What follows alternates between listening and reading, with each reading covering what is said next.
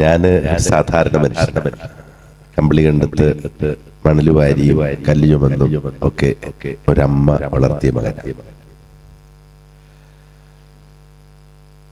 നമുക്ക് ഉള്ള ടൈറ്റിലുകളും നമ്മളുടെ വിദ്യാഭ്യാസ യോഗ്യതകളും നമ്മളുടെ വീടും നമ്മളുടെ കാറും നമ്മള് സ്വന്തമാക്കി വെച്ചിരിക്കുന്നതെല്ലാമാണ് നമ്മളെ നിർവചിക്കുന്നതെങ്കിൽ ആ സ്വന്തമായിട്ടുള്ളതെല്ലാം നഷ്ടപ്പെട്ട് കഴിയുമ്പോൾ പിന്നെ നമുക്ക് എന്താണുള്ളത്?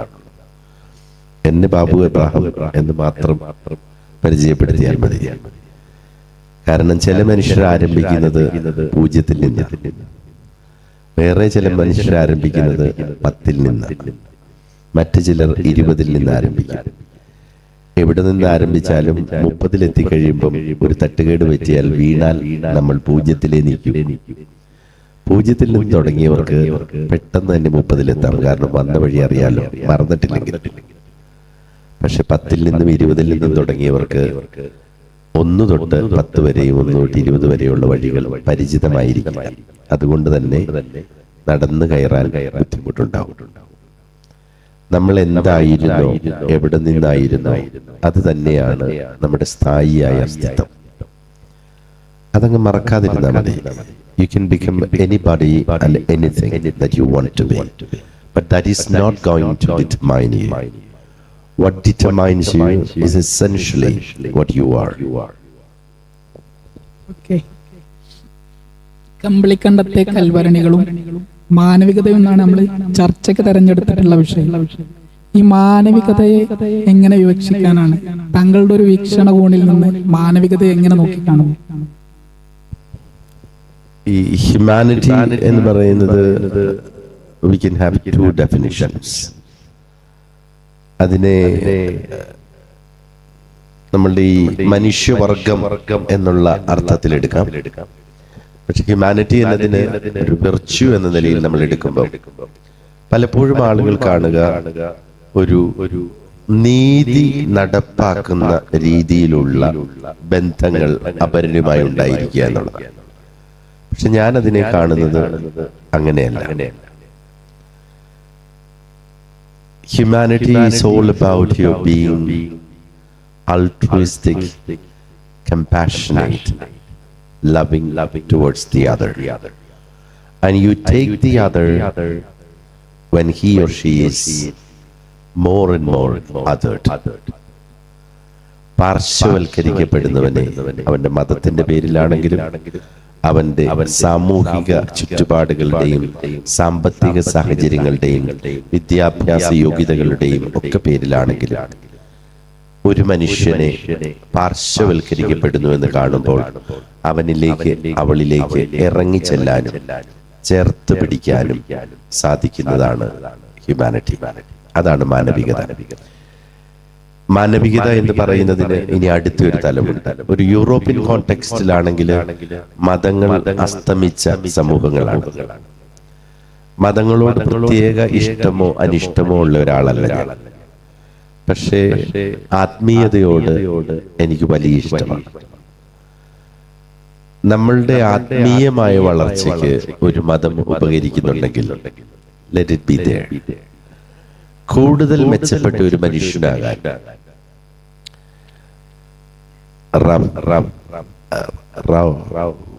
റൌഫിന് 5 നേരം നിസ്കരിക്കുന്നത് ഉപകരിക്കുന്നുണ്ടെങ്കിൽ നിസ്കാരം തുടർന്നോളൂ. പക്ഷേ 5 നേരവും നിസ്കരിച്ചിട്ട് എന്റെ പേര് ദാമോദരൻ എന്നായതുകൊണ്ടോ എന്റെ പേര് ചാണ്ടിക്കുഞ്ഞെന്നായതുകൊണ്ടോ നിനക്ക് എന്നോട് വെറുപ്പ് കൂടുന്നുവെങ്കിൽ നിസ്കാരം നിർത്തുന്നതാണ് കൂടുതൽ ഉചിതം. നിന്നിലുണ്ടാകുന്ന കാരുണ്യമാണ് നിന്റെ നിസ്കാരങ്ങൾക്ക് അടിസ്ഥാനം. നിന്നിൽ വളർന്നു പൊട്ടിമുളച്ചു വളർന്നു വരുന്ന കാരുണ്യവും സാഹോദര്യവും അപരപ്രണയവുമായിരിക്കണം നിന്റെ നിസ്കാരത്തിന് അടിസ്ഥാനം. അതില്ലെങ്കിൽ നിന്നിൽ മാനവികതയില്ല. മാനവികത അസ്തമിച്ചു പോയ ഏത് മതസിദ്ധാന്തവും ഏത് മത പ്രവൃത്തിയും ആചാരവും അണഞ്ഞുപോയ വിളക്ക് പോലെയാണ്. അപ്പൊ അതുകൊണ്ട് തന്നെ ഈ മാനവികതയിൽ ഊന്നി അപരനിലേക്ക് കടന്നു ചെല്ലുന്ന, ചേർത്ത് പിടിക്കുന്ന, സ്നേഹിക്കുന്ന എല്ലാ ആത്മീയ വഴികളും നല്ലത് തന്നെ. ഇവിടെ വെച്ചത് പറഞ്ഞാൽ നിങ്ങൾ കല്ലൊന്നും എറിയരുത്. മുഹമ്മദ് വന്നോ എന്നോ വിമർശിക്കുന്നവർ പറയും. കഴിഞ്ഞ ദിവസം ഒരാൾ ഒരു അമ്മ മരിച്ചപ്പോൾ ഒരു ട്രോൾ ഇടുന്നത് കണ്ടു. എനിക്ക് ദയ തോന്നിപ്പോയി ആ മനുഷ്യനോട്. സ്വയം ട്രോൾ. ഞാൻ അമ്മയെ കാണുന്നത് അങ്ങനെയല്ലാത്തത് കൊണ്ട് എനിക്കത് വളരെയേറെ വേദനിപ്പിക്കുന്ന ഒരു അനുഭവമായി. ഈ മുഹമ്മദ് വന്നിരുന്നോ എന്നോ, അത് കഴിഞ്ഞുണ്ടായ ഖാലിഫുകൾ ഉണ്ടായിരുന്നോ എന്നൊന്നും നമുക്കറിഞ്ഞുകൂടാ. നമ്മളോട് പറഞ്ഞു തന്നിരിക്കുന്നതൊക്കെ നമ്മളങ്ങ് ഫോളോ ചെയ്യും. ഇനി എൻ്റെ അമ്മയായ മേരി പോലും പോയിട്ട് തിരിച്ചു വന്ന് ഇതുവരെയും സ്വർഗരാജ്യത്തിൽ എങ്ങനെയാണ് കാര്യങ്ങളെന്ന് പറഞ്ഞിട്ടില്ല. പക്ഷേ നിന്നോട് മറ്റുള്ളവർ പറഞ്ഞു തന്നിരിക്കുന്ന ഈ മുഹമ്മദും ഈ ഖാലിഫുകളും നീ വായിക്കുന്നതിന്റെ ഹദീസുകളുമൊക്കെ നിനക്ക് കൂടുതൽ മെച്ചപ്പെട്ട ഒരു മനുഷ്യനായി തീരാൻ നിന്നെ സഹായിക്കുന്നുവെങ്കിൽ why should we do away with that? നീ വായിക്കുന്നതും നീ നിസ്കരിക്കുന്നതും വെറുപ്പിന്റെ സുവിശേഷത്തിലേക്കുള്ള വഴിനടപ്പല്ലെങ്കിൽ നിസ്കരിച്ചോളൂ. മനുഷ്യനെ എന്താണോ നല്ലതാക്കുന്നത് അതിനെ പിന്തുടരും. അതാണ്. അല്ലാതെ മതങ്ങൾക്ക് റിലവൻസ് ഇല്ല. എന്റെ ചെറുപ്പത്തിലെ എന്റെ മൂത്ത ചേച്ചി, അവൾക്ക് 10 വയസ്സ്, ഞങ്ങൾ തമ്മിൽ 4.5 വയസ്സ്, 5 വയസ്സിന്റെ വ്യത്യാസം. അപ്പോ അവളുടെ ക്ലാസ്സിലുണ്ടായിരുന്ന ഉമർ എന്ന് പറയുന്ന ഒരു ഖലീഫ് അല്ലേ? അപ്പൊ ആ ഖലീഫിന്റെ ഈ ഒരു വിശന്നിരിക്കുന്നിടത്ത് ഭക്ഷണവുമായി വരുന്ന ഒരു കഥയുണ്ട്.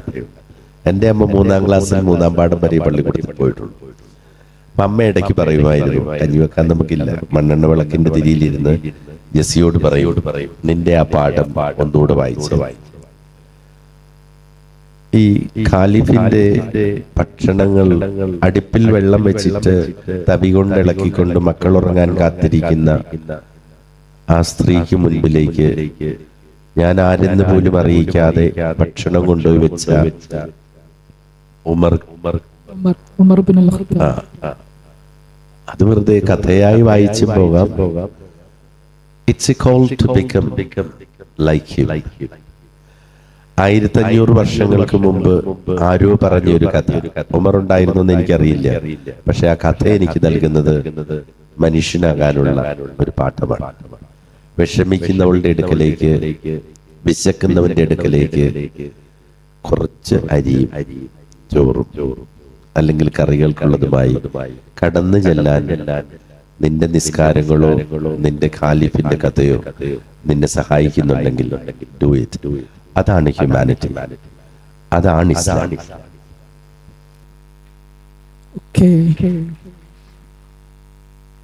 ഒരു പുസ്തകം എഴുതുമ്പോൾ അല്ലെങ്കിൽ ഒരു കല നമ്മൾ സൃഷ്ടിക്കുമ്പോൾ അതിൽ മാനവികത ഉണ്ടായിരിക്കണമെന്ന നിർബന്ധ ബുദ്ധി ആവശ്യമാണ്. അല്ലെങ്കിൽ കമ്പിളിക്കണ്ടത്ത് കൽഭരണികൾ എഴുതുമ്പോൾ അങ്ങനെ ഒരു നിർബന്ധ ബുദ്ധി ഉണ്ടായിരുന്നു. മാനവികതയിലേക്ക് നയിക്കുന്ന എന്തെങ്കിലും അതിലുണ്ടായിരിക്കണം, അല്ലെങ്കിൽ ഒരു കലാകാരൻ അങ്ങനെ ആയിരിക്കണം, അങ്ങനെ വിശ്വസിക്കണം. കലയ്ക്ക് അങ്ങനെ നിയമങ്ങളൊന്നുമില്ല. പക്ഷെ നിങ്ങൾ ഇവിടെ ഇംഗ്ലീഷ് ലിറ്ററേച്ചറൊക്കെ പഠിക്കുന്നവരുണ്ടല്ലോ നിങ്ങളുടെ കൂട്ടത്തിൽ. വേർഡ്സ്വർത്ത് ആണ്. ഞാൻ 94-97 BA ഇംഗ്ലീഷ് ലിറ്ററേച്ചർ ചെയ്തത്. ഞാനിപ്പോ പറയുന്നതിൽ തെറ്റുണ്ടെങ്കിൽ ക്ഷമിച്ചിരിക്കുക. അന്ന് പോയിട്രിയുടെ ഒരു ഡെഫിനിഷൻ വേർഡ്സ്വർത്ത് കൊടുക്കുന്നുണ്ട്. Poetry is a spontaneous overflow of powerful feelings recollected in tranquillity. അപ്പോ ഈ എഴുത്ത് അല്ലെങ്കിൽ കലാസൃഷ്ടി എന്ന് പറയുന്നത് ഹൃദയത്തിന്റെ ആഴങ്ങളിൽ സാന്ദ്രമായി കെട്ടിക്കിടക്കുന്ന ഓർമ്മകളുടെയും ചിന്തകളുടെയും നമ്മുടെ സത്തയുടെയും കവിഞ്ഞൊഴുക്കാണ്. അങ്ങനെ ആകുമ്പോൾ നിന്റെ ഹൃദയത്തിൽ തിളച്ചു നിൽക്കുന്ന ഈ അഗ്നിപർവ്വതത്തിന്റെ അറ്റം പൊട്ടിയൊഴുകുന്ന ലാവയാണ്. അപ്പം ഹ്യൂമാനിറ്റിയാണ് ഉള്ളിലുള്ളതെങ്കിൽ അതല്ലേ ലാവയായി ഒഴുകും. അങ്ങനെയാണെങ്കിൽ കമ്പളിക്കണ്ടത്തെ കൽഭരണികൾ വായിച്ച വായനക്കാര് താങ്കളുടെ ഉള്ളിലുള്ള ലാവ മാനവികതയുടെ ഏറ്റവും വലിയ മൂല്യങ്ങളാണെന്ന് വിലയിരുത്താൻ സാധ്യതയുണ്ട്. ഇതിനോട് എങ്ങനെയാണ് പ്രതികരിക്കുന്നത്? എഴുത്തെന്ന് പറയുന്നത് ഈ മാനവികതയെ വിളമ്പി വെക്കാനുള്ള ഒരു വേദിയുമല്ല.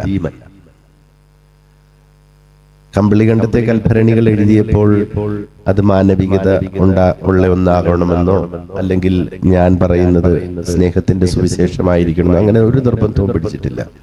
എഴുത്ത് ഹൃദയം തുറന്നങ്ങ് എഴുതുവാണെങ്കിൽ അമീനിനും അത് അമീനിന്റെ കഥയാവും, ഫൈസലിന് ഫൈസലിന്റെ കഥയാവും. ഇത് ബാബു അബ്രാഹത്തിന്റെയോ അയാളുടെ അമ്മയുടെയോ അയാളുടെ 3 സഹോദരിമാരുടെയോ കഥയായി മാത്രമല്ല കാണേണ്ടതാണ്.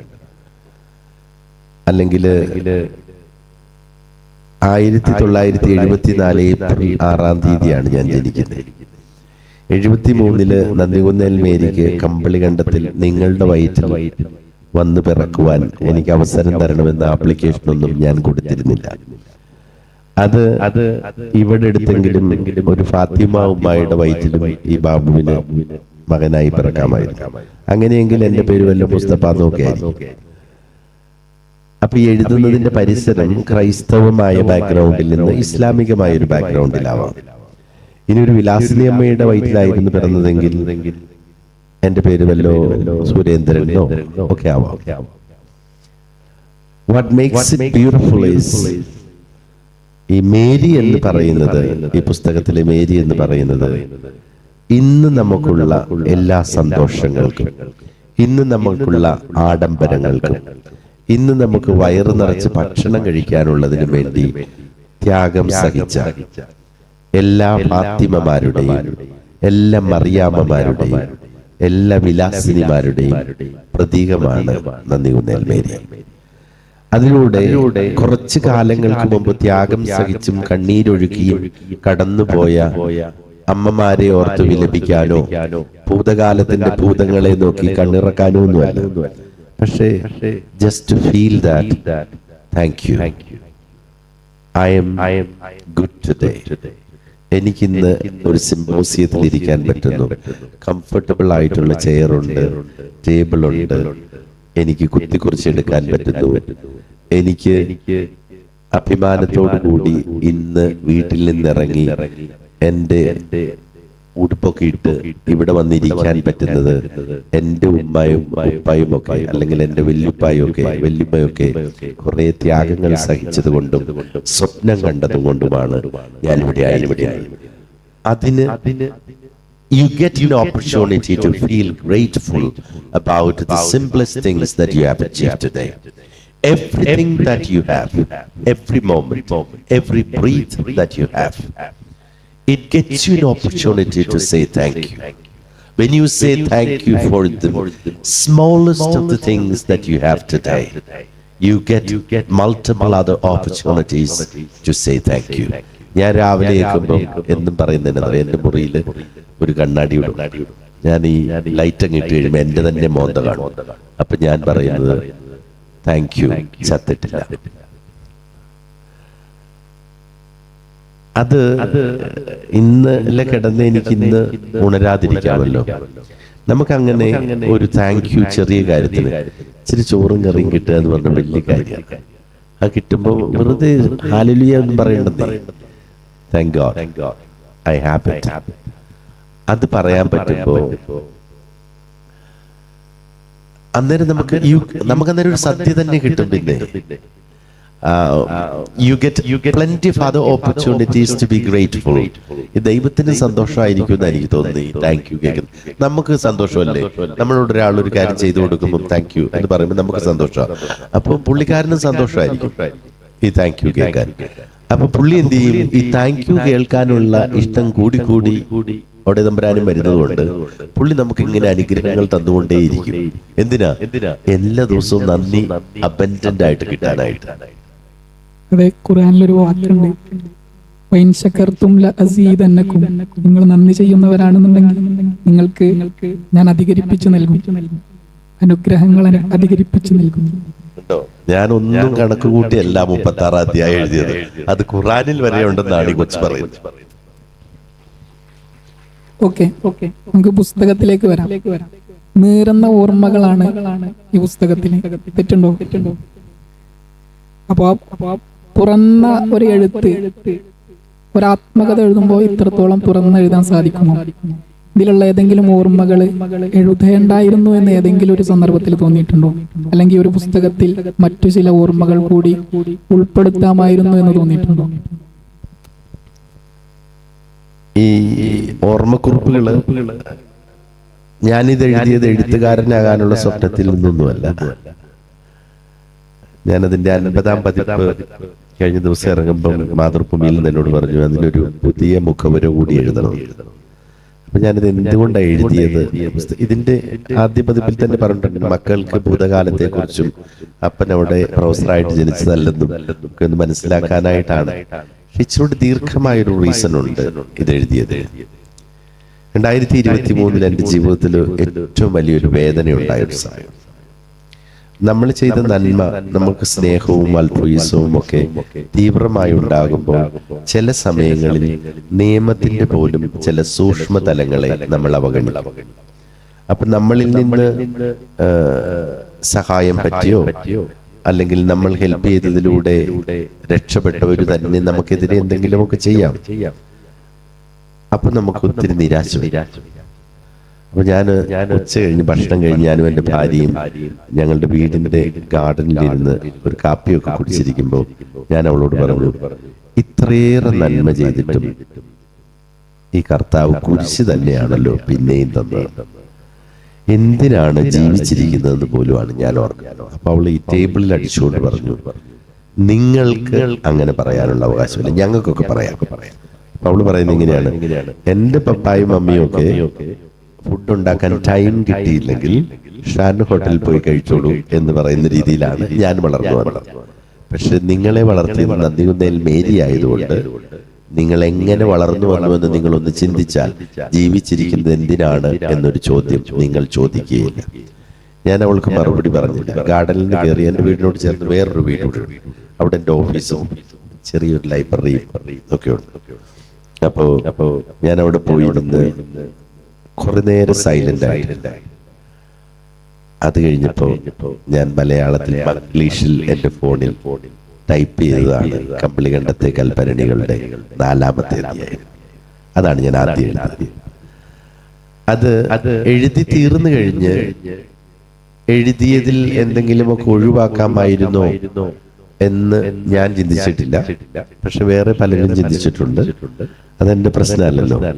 ശരി എന്ന് തോന്നുന്ന കാര്യത്തെ പൂർണ്ണ ബോധ്യത്തോടുകൂടി പിന്തുടർന്നില്ലെങ്കിൽ അങ്ങോട്ട് ചെല്ലുമ്പോൾ പുള്ളി എന്നോട് ചോദിക്കും, നിനക്ക് തന്ന താലന്ത് നീ കുഴിച്ചിട്ടിരുന്നോ എന്ന്. ഒന്നും എഴുതിയതിനെ കുറിച്ച് എനിക്ക് റിഗ്രറ്റ് ഇല്ല. ആരെയും naming and shaming was never my intention and I will never do it. ഈ പുസ്തകത്തിൽ എനിക്ക് നന്മ ചെയ്യുകയും സ്നേഹിക്കുകയും ചെയ്ത നല്ല മനുഷ്യരുടെ എല്ലാം ശരി പേരാണ് വെച്ചിരിക്കുന്നത്.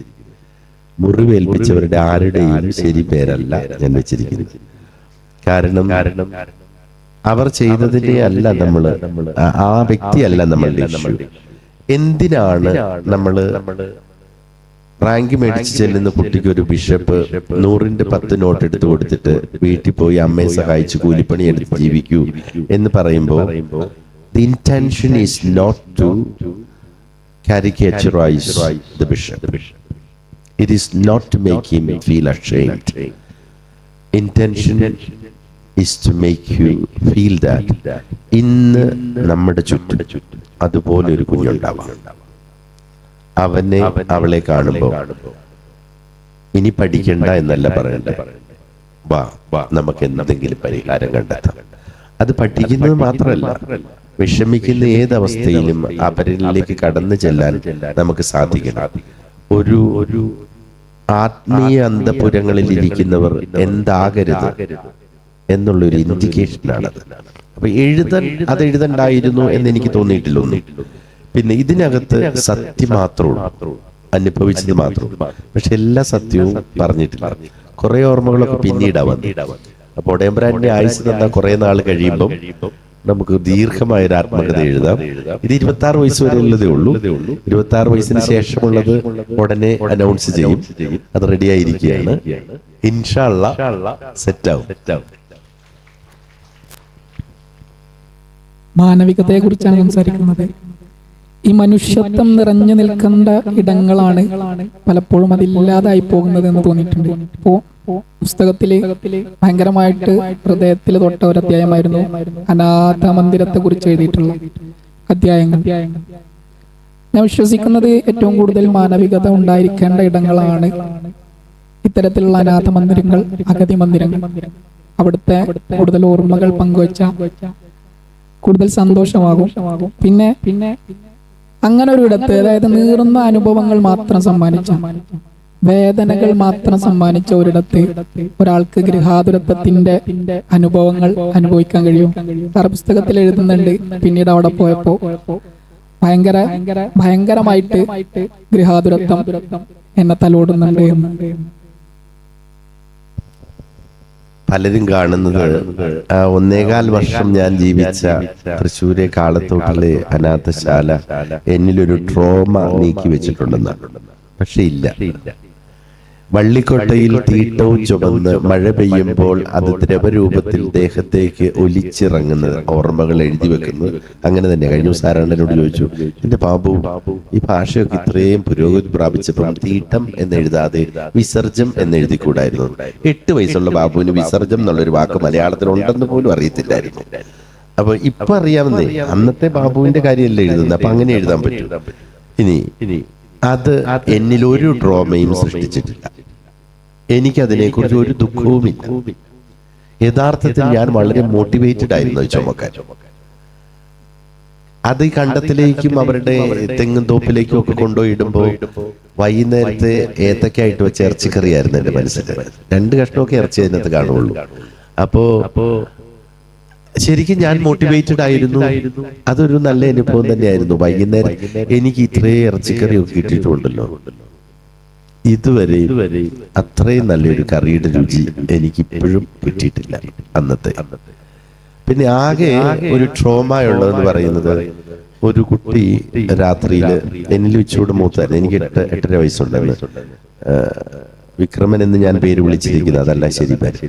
അപ്പോ ആ കുട്ടി ഇടയ്ക്ക് പിടിച്ച് ലൈംഗികമായി ദുരുപയോഗപ്പെടുന്ന എന്റെ തൊട്ടടുത്ത് കിടന്ന അന്ന് ആ അനുഭവിച്ച വേദന അതെന്നെ കൊണ്ടി.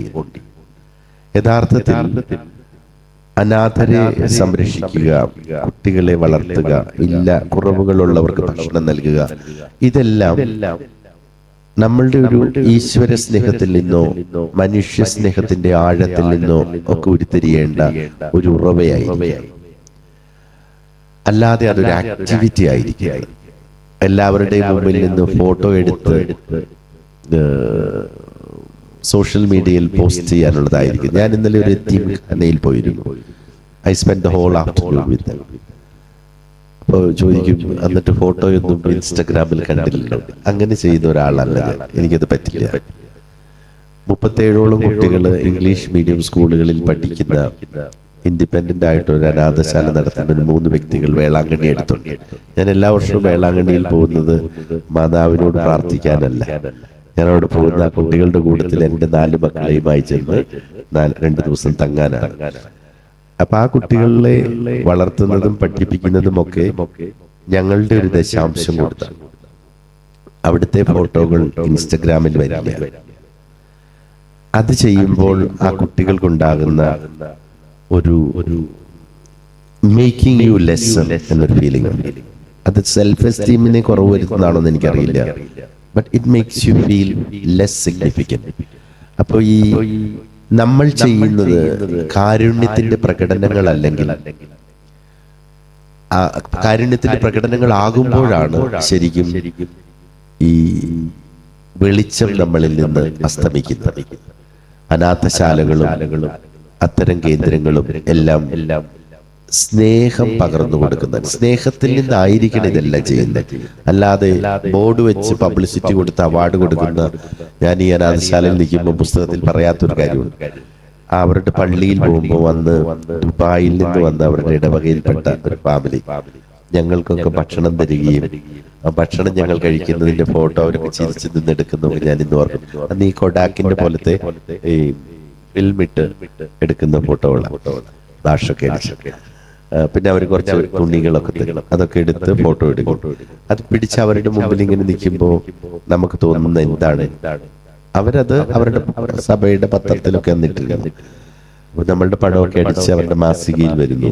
അപ്പൊ നമുക്ക് എന്താണ് തോന്നുന്നത്, നമ്മളോട് ഇത് ചെയ്തിരുന്നുവെങ്കിൽ, ആ കുഞ്ഞിന്റെ സ്ഥാനത്ത് ഞാനായിരുന്നുവെങ്കിൽ എനിക്ക് എന്ത് തോന്നുമായിരുന്നു? എന്നോട് ചെയ്യാൻ, മറ്റുള്ളവർ ചെയ്യാൻ ഇഷ്ടമില്ലാത്ത ഒരു കാര്യവും ഞാൻ മറ്റുള്ളവരോട് ചെയ്യുന്നത്. അതായിരിക്കണം നമ്മളുടെ പ്രിൻസിപ്പൽ. യഥാർത്ഥത്തിൽ കർത്താവ് ഇറങ്ങിപ്പോയ അൾത്താരകളും ഈശ്വരൻ അസ്തമിച്ച് എങ്ങോട്ടോ ഓടിപ്പോയ ആരാധനാലയങ്ങളും എല്ലാം നമുക്കുണ്ടാകുന്നതാണ് നമ്മളുടെ ഇപ്പോഴത്തെ ഒരു പ്രശ്നം.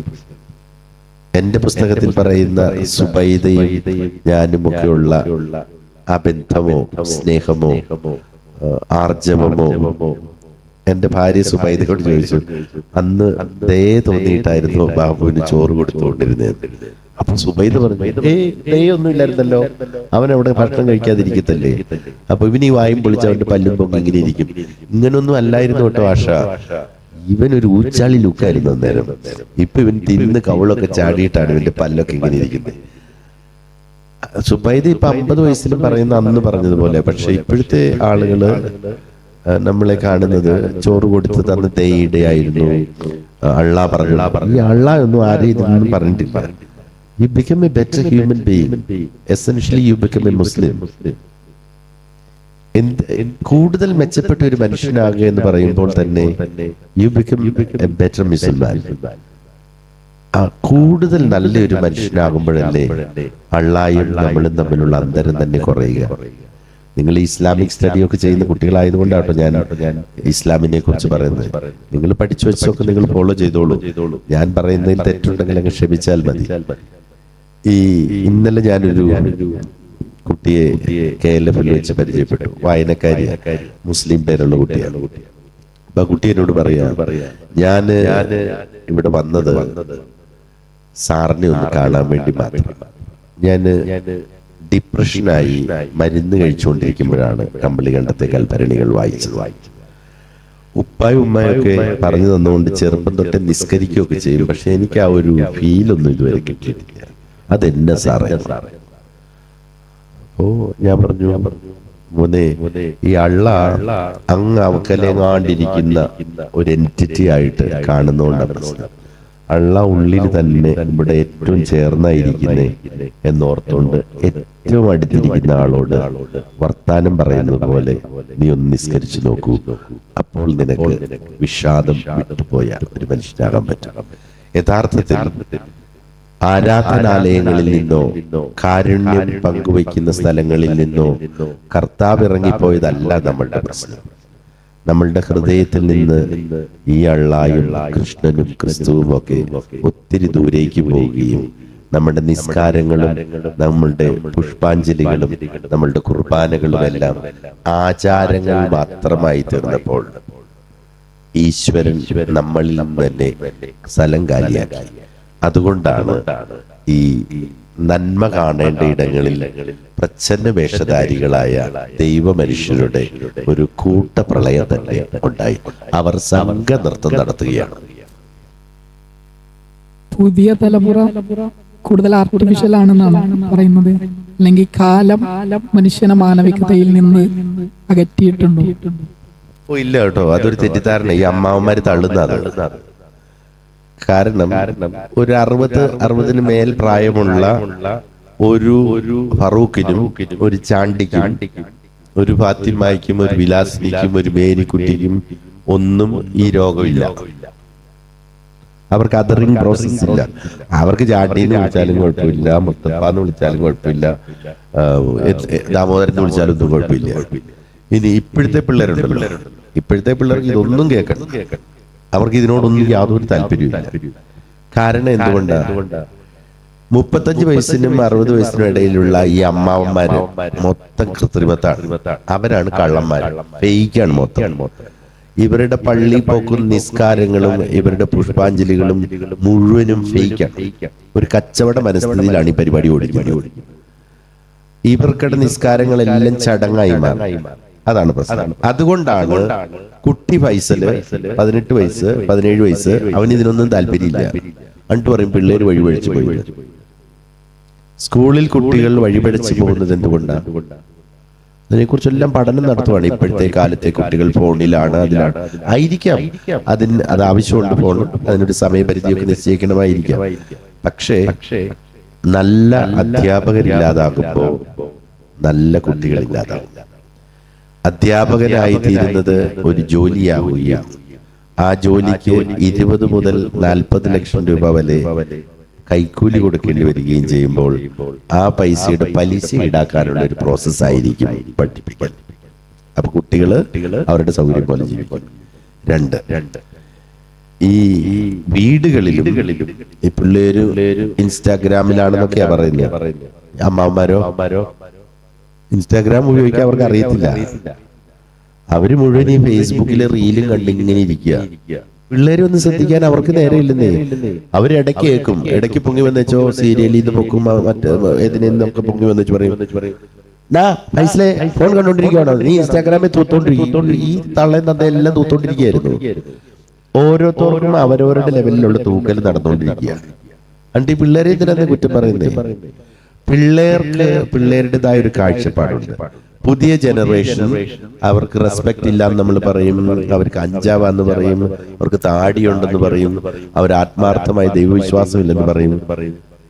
Leave dum alone. നമ്മള് ആർട്ടിഫിഷ്യലായി പെരുമാറിയത് കണ്ടിട്ട് ഇവർക്ക് മനസ്സിലായി ഇവന്മാര് മൊഴി തന്തയും തള്ളയും ടീച്ചറും എല്ലാം കള്ളന് കഞ്ഞി വെച്ചതുങ്ങളാണെന്ന് പിള്ളേർക്ക് മനസ്സിലായി. അതുകൊണ്ട് പിള്ളേർക്ക് കൃത്രിമത്തെ ഇഷ്ടമില്ലാത്തത് കൊണ്ടാണ് അവര് നിസ്കരിക്കാനൊന്നും വരാത്തത്. അതിനെന്ത് ചെയ്യണം? മാറ്റം വരേണ്ടത് തന്തയ്ക്കും തള്ളയ്ക്കും. യഥാർത്ഥത്തിൽ പുതിയ തലമുറയിലെ കുട്ടികൾ ഇപ്പൊ പറയും. കഴിഞ്ഞ ദിവസം ഞാൻ നിയമസഭയിൽ ഒരു ലിറ്ററേച്ചർ ഫെസ്റ്റിവലിന് ഒരു സെഷൻ ഉണ്ടായിരുന്നു. അപ്പോ ഒരു മന്ത്രി എന്നോട് പറഞ്ഞു, ഞങ്ങളൊരു പഠന കമ്മീഷനെ വെക്കാൻ പോവുകയാണ്. കാരണം ഇപ്പൊ 12ാം ക്ലാസ് ആകുമ്പോഴേക്കും പിള്ളേർക്ക് എല്ലാം വിദേശത്ത് പോയി പഠിക്കണം, ഇവിടെ നിന്ന് ഓടി രക്ഷപ്പെടുവാണ്. അതിനൊരു കമ്മീഷനെ വെക്കാൻ പോവാ. ഞാൻ പറഞ്ഞു, എന്തിനാ കമ്മീഷനെ വെക്കുന്നത്? അതിന്റെ ഒന്നും ഒരു ആവശ്യമില്ല. 12 വയസ്സാകുമ്പോ തൊട്ട് പിള്ളേർ അഭിനയം തുടങ്ങുക.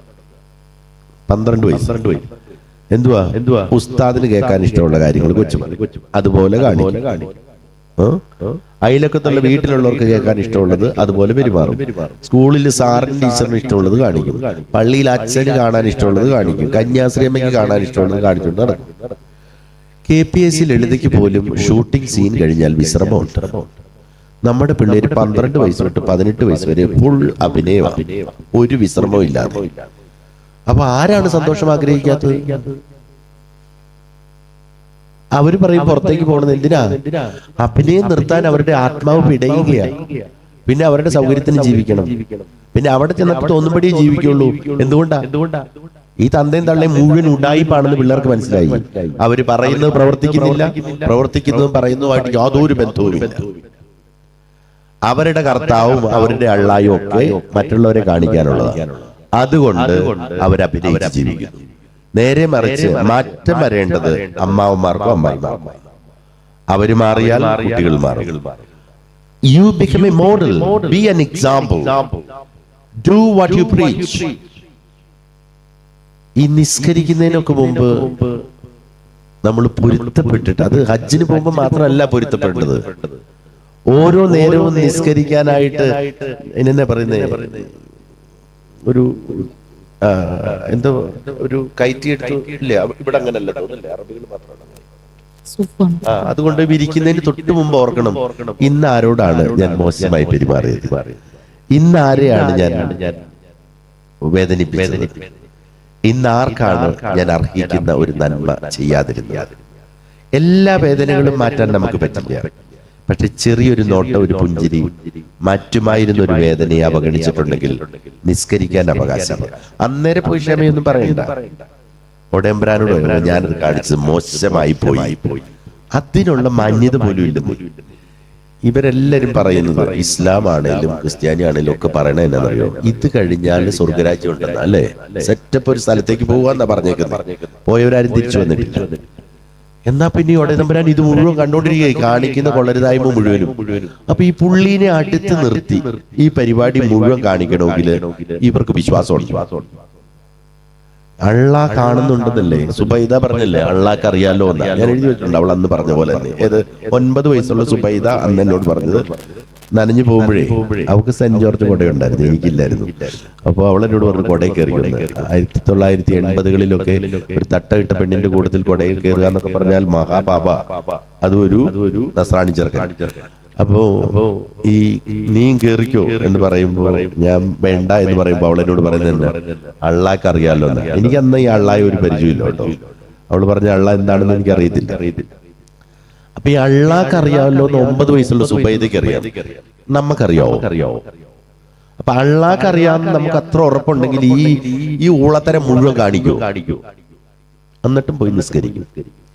യഥാർത്ഥത്തിൽ വിശ്വാസം എന്ന് പറയുന്നത് ഒരു പ്രകടനമായി തീർന്നതുകൊണ്ട് മാനവികത മാത്രമല്ല അസ്തമിച്ചത്, അത് നമ്മളുടെ ഈശ്വര വിശ്വാസത്തിന് പോലും ഒരു പാരഡിയായി തീർന്നു. നമ്മളുടെ നിസ്കാരങ്ങളും നമ്മുടെ പുഷ്പാർച്ചനകളും നമ്മളുടെ കുർബാനകളും അത് മാറ്റിവെച്ചിട്ട് when you become sincere in what you are doing, the new generation will become natural human beings. മൊത്തത്തിൽ മാറുമെന്നല്ല, ഇതൊരു ടെക്നോളജിയുടെ കാലമാണ്, എഐയുടെ കാലമാണ്. അപ്പൊ അതിൻ്റെതായ ഒരു വ്യത്യാസമൊക്കെ ഉണ്ടാവാം. അത് കാലത്തിനനുസരിച്ച് എപ്പോഴും തലമുറകളിൽ മാറ്റമുണ്ടാകും. മുഹമ്മദിന്റെ കാലത്തെ പോലെ 1500-കളിലെ പോലെയാണോ നമ്മൾ ജീവിക്കുന്നത്? അല്ല. മുഹമ്മദ് അന്ന് പറഞ്ഞു വെച്ചിരിക്കുന്ന കുറെ കാര്യങ്ങളുണ്ട്, അതിന് കാലത്തിനനുസരിച്ച് അഡോപ്റ്റ് ചെയ്താണ് കണ്ടംപററി മുസൽമാൻ ജീവിക്കുന്നത്. അപ്പോ ഈ കണ്ടംപററി മുസൽമാൻ ജീവിക്കുമ്പോൾ കാലത്തിനനുസരിച്ച് അഡാപ്റ്റ് ചെയ്യുകയും ചെയ്യുമ്പോൾ ഓർത്തിരിക്കേണ്ടത് ഈശ്വരൻ തൊട്ടടുത്ത് തന്നെ നിൽക്കുന്നത് കൊണ്ടല്ലേ, അങ്ങനെയല്ലേ നമ്മൾ മുമ്പോട്ട് പോകുക. അപ്പോ ആ ഈശ്വരൻ നമ്മൾ ചെയ്യുന്നതെല്ലാം കാണുന്നുണ്ട്, കേൾക്കുന്നുണ്ട്, അറിയുന്നുണ്ട് എന്നുറപ്പുള്ളപ്പോൾ എങ്ങനെയാണ് അപരനെ മുറിവേൽപ്പിച്ചിട്ട് അവനെതിരെ അപവാദം പറഞ്ഞിട്ട് അവനെ വേദനിപ്പിച്ചിട്ട് അവളെ അടിച്ചു താഴ്ത്തിയിട്ട് വന്ന് നിസ്കരിക്കാനാവുക? Muslim means you become a slave of Allah എന്ന് പറഞ്ഞാൽ അടിമത്തം എന്നുള്ള അർത്ഥത്തിലുള്ള സ്ലേവ് അല്ല. You become presently and profoundly one with your Allah, because you receive life and your soul spirit from Him. And if you receive that, how come you share the holiness of your God if you hurt the other and if you marginalize the other? It's not possible. It is a huge lie. ഭീകരമായൊരു നുണയാണ്. എഴുത്തുകാരനാകണം എന്നുള്ള ആഗ്രഹം കൊണ്ട് എഴുത്തുകാരനായിട്ടുള്ള ആളാണ് താങ്കൾ. ഈ പുസ്തകത്തിൽ എഴുതി വെക്കുന്നുണ്ട് 14-ാമത്തെ വയസ്സിലോ മറ്റോ 2 നോവലുകൾ എഴുതിയിട്ട് പ്രസിദ്ധീകരിക്കാൻ വേണ്ടിയിട്ട് ബസ് കയറി നാട് വിട്ടു പോകുന്നുണ്ട്. അപ്പൊ അന്ന് മുതലേ ഉള്ള ആഗ്രഹമാണോ, അല്ലെങ്കിൽ ആഗ്രഹം ഇത്രത്തോളം ഇപ്പോ 51-ാമത്തെ അല്ലെങ്കിൽ 50-ാമത്തെ വയസ്സിലാണ് ഒരു വലിയ പുസ്തകത്തിന്റെ ഒരു ബെസ്റ്റ് സെല്ലറിന്റെ ഓതറായിട്ട് താങ്കൾ അറിയപ്പെടുന്നത്? അപ്പോ ഇത്രയും കാലം ദീർഘിച്ചു പോയത് ആ 14-ാം വയസ്സിൽ ഈ ഒരു മോഹം ഉണ്ടായിരുന്നില്ല? 14-15 വയസ്സിലാണ് നോവൽ എഴുതുന്നത്. ഞാൻ 15 വയസ്സിലാണ് 10ാം ക്ലാസ്സിലെ പരീക്ഷ കഴിഞ്ഞതിന്റെ പിറ്റേ ദിവസം 2 നോവലും എഴുതി മംഗളം അരികയിൽ കൊടുക്കാൻ വേണ്ടി അമ്മാവന്റെ വീട്ടിൽ നിന്ന് പൈസയൊക്കെ മോഷ്ടിച്ച് ഒളിച്ചോടി പോയത്. അപ്പോ അന്ന് എഴുത്തുകാരനാകാരന്റെ മോഹം 40 ദിവസം ഞാൻ അലഞ്ഞു തരിഞ്ഞു. കർത്താവ് മരുഭൂമിയിൽ അലഞ്ഞാണ്. ഒരു ധൂർത്തപുത്രന്റെ കഥ ബൈബിളിൽ പറയുന്നു. സമ്പന്നനായ അപ്പന്റെ അടുത്തുനിന്ന് വിഹിതമെല്ലാം വാങ്ങി നാടുവിട്ടു പോയി സുഖലോലുപനായി ജീവിച്ച് കൂട്ടുകാരോടൊപ്പം അറമാദിച്ചതിന് ശേഷം പന്നിക്ക് കൊടുക്കുന്ന ഭക്ഷണവും കഴിച്ച് വേല ചെയ്ത് ജീവിക്കും.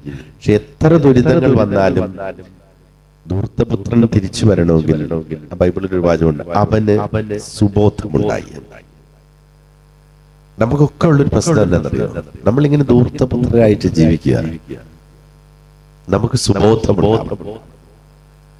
അപ്പോൾ 40 ദിവസം അലഞ്ഞപ്പോൾ ഒരു ദിവസം എനിക്ക് സുബോധമുണ്ടായപ്പോഴാണ് ഞാൻ അമ്മയുടെ അടുക്കലേക്ക് മടങ്ങിപ്പോയി. അമ്മ എന്നെ സ്വീകരിച്ചത് കാരണം കുറ്റിക്കിട്ടൊരു അടി തന്നിട്ട് ഉമ്മ തന്ന. എന്നാൽ പിന്നീട് ആ അടിയാണ് ഒരു പരിധി വരെ എന്നെ മാറ്റിയത്. ഇത് കഴിഞ്ഞിട്ട് നമ്മൾ കാണേണ്ട ഒരു വശം, എഴുതുക എന്നുള്ളതും എഴുത്തുകാരനാകുക എന്നുള്ളൊരു സ്വപ്നം വളരെ തീവ്രമായിട്ട് തന്നെ എന്നിലുണ്ടായിരുന്നു. പക്ഷെ ഒരു അമ്മയും മടങ്ങി വന്ന അപ്പനും 3 സഹോദരിമാരും അവരുടെ ജീവിതങ്ങളും നമ്മുടെ ജീവിതങ്ങളുമായി കെട്ടുപിണഞ്ഞു കിടക്കുമ്പോൾ നമ്മളുടെ സ്വപ്നങ്ങളെ മാത്രം തേടി നമ്മൾ പോയാൽ നമ്മൾ സ്നേഹിക്കുന്നവരും നമ്മളെ സ്നേഹിക്കുന്നവരുമായിട്ടുള്ള ആളുകളുടെ ജീവിതം ചിലപ്പോൾ വഴിയോരങ്ങളിൽ പൊലിഞ്ഞു പോകാം. മനുഷ്യൻ എന്ന് പറയുന്നത് പൗലോ കൊയ്ലോ പറയുന്നത് പോലെ തീവ്രമായ അഭിലാഷത്തിൽ സ്വപ്നങ്ങളെ തേടി പോകുന്നവൻ മാത്രമല്ല. അവൻ നമ്മുടെ സ്വപ്നങ്ങളെ തേടി നമ്മൾ പോകുമ്പോൾ അതിലൊരു സ്വാർത്ഥതയുണ്ട്. നമ്മൾ സ്നേഹിക്കുന്നവർക്കും നമ്മൾ ഇടയ്ക്കെങ്കിലും ഒരു തണലായില്ലെങ്കിൽ അവരുടെ ജീവിതം പൊലിഞ്ഞു പോകുമെന്നുണ്ടെങ്കിൽ ഈ സ്വപ്നങ്ങളെ വല്ലപ്പോഴുമൊക്കെ ഒന്ന് മാറ്റിവെക്കാനും പഠിക്കണം.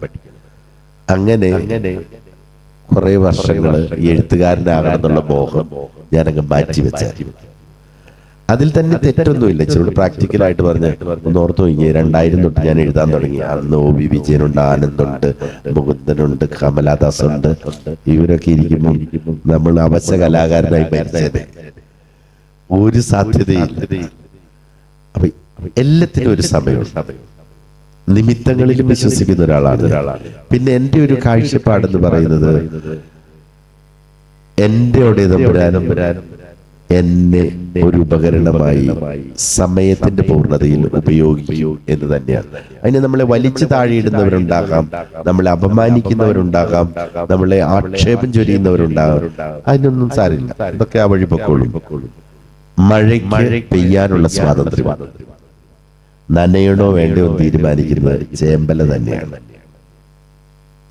അതങ്ങ് പെയ്ത് പൊക്കോളും. എഴുത്തുകാരനാകണം എന്നുള്ളൊരു മോഹം ഉള്ളിലുണ്ടായത് കൊണ്ട് പൗലോ കൊയ്ലോ പറയുന്നത് പോലെ തീവ്രമായി അഭിലഷിക്കുന്ന കാര്യങ്ങൾ നേടിയെടുക്കാനായിട്ട് even the whole universe will conspire to make you reach your dream. ഞാൻ വിശ്വസിക്കുന്നില്ല, പൗലോ കൊയ്ലോയുടെ തിയറിയിൽ ഞാൻ വിശ്വസിക്കുന്നില്ല. കാരണം നമ്മൾക്ക് സ്വപ്നങ്ങൾ ഉണ്ടാവാം, അത് തീവ്രമായി അഭിലഷിക്കാം. ഒരു യൂണിവേഴ്സും നമുക്ക് വേണ്ടി ഗൂഢാലോചന നടത്തില്ല. നീ പണിയെടുത്താൽ തിന്നാം, പണിയെടുത്താം സ്വപ്നങ്ങളിലെത്താം. അതിന് മടിയുണ്ടാവും. അത് ഇപ്പൊ തൊട്ട് ഇച്ചിരി കഴിയുമ്പോൾ വരുന്നല്ല.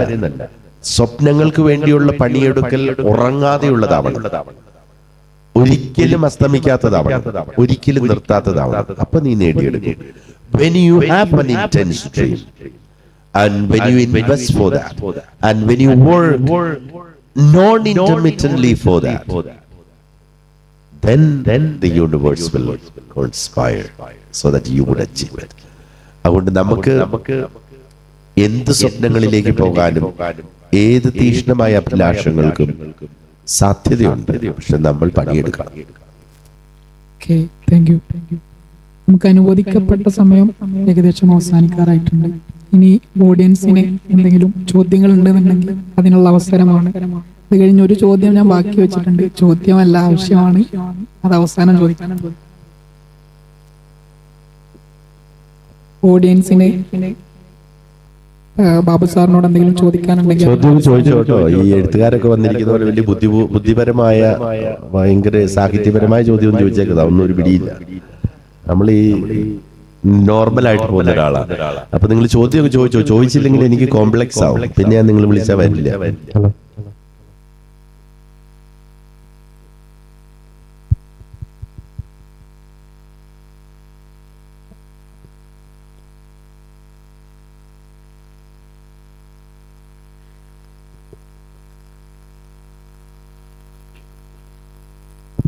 അപ്രതീക്ഷിതമായിട്ട് ഇവിടെ എത്തിച്ചേർന്ന കേട്ടോ നിങ്ങളെ പ്രോഗ്രാമില്. സാറിന്ന് വരുന്നുണ്ടെന്ന് പറഞ്ഞപ്പോ രാവിലെയാണ് അറിഞ്ഞത്. ഒന്നും നോക്കിയില്ല, പ്രോഗ്രാമുകളൊക്കെ മാറ്റി നേരെ വന്നതാണ്. Thank you. ഈ ടീമിനോട് നന്ദി അറിയിക്കുകയാണ്. സാറോട് ചോദിക്കാനുള്ളത്, പുസ്തകം ഇറങ്ങിക്കഴിഞ്ഞു, അനുഭവങ്ങൾ ഷെയർ ചെയ്തു. ഈ പഴയ ആളുകളുണ്ട്, പുതിയ കാലഘട്ടത്തിലെ കുട്ടികളുണ്ട്, നടുവിൽ മീഡിയ ഉണ്ട്. ഈ പുസ്തകം ഇറങ്ങിയപ്പോൾ നിങ്ങൾക്ക് ഏത് മേഖലയിൽ, ഏത് ഘട്ടത്തിൽ, പഴയ ആളുകളിൽ നിന്നാണോ ഈ പുതിയ ജനറേഷനിൽ നിന്നാണോ മീഡിയയിൽ നിന്നാണോ കൂടുതൽ അഭിപ്രായങ്ങളും ഇതിനോട് ചോദ്യങ്ങളൊക്കെ കൂടുതൽ വന്നിട്ടുള്ളത്? ഇതിന്റെ തുടക്കകാലത്ത് വി ഡി സതീശൻ സാറ് പുസ്തകം വായിച്ചിട്ട് അഭിപ്രായം പറഞ്ഞത് ഈ ജൂലൈ 10-ാം തീയതിയാണ്.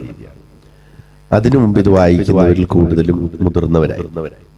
അപ്പൊ അവരുടെ കാലഘട്ടത്തിന്റെ ഒരു കഥ, അവരുടെ ജീവിച്ചു പോകുന്ന കുറെ കാര്യങ്ങള്. ഇപ്പൊ നിങ്ങൾ ഈ പുസ്തകമായിട്ട് പോയി ഉപ്പായും ഉമ്മയൊക്കെ കാണിച്ചാൽ അവരും പറയും, ഷോ ഇതൊക്കെ തന്നെയായിരുന്നു ഞങ്ങളുടെയും ജീവിതം. അപ്പൊ അത് കോഴിക്കോടാണേലും കണ്ണൂരാണേലും മലപ്പുറത്താണേലും ഒക്കെ ഈ ഇടുക്കിയിലെയൊക്കെ പോലെയൊക്കെ തന്നെയായിരുന്നു. എന്തിന് നമ്മുടെ ഇപ്പോഴത്തെ കാക്കനാട് പോലെ ഒരു പട്ടിക്കാടായിരുന്നു ആ കാലഘട്ടത്തിൽ.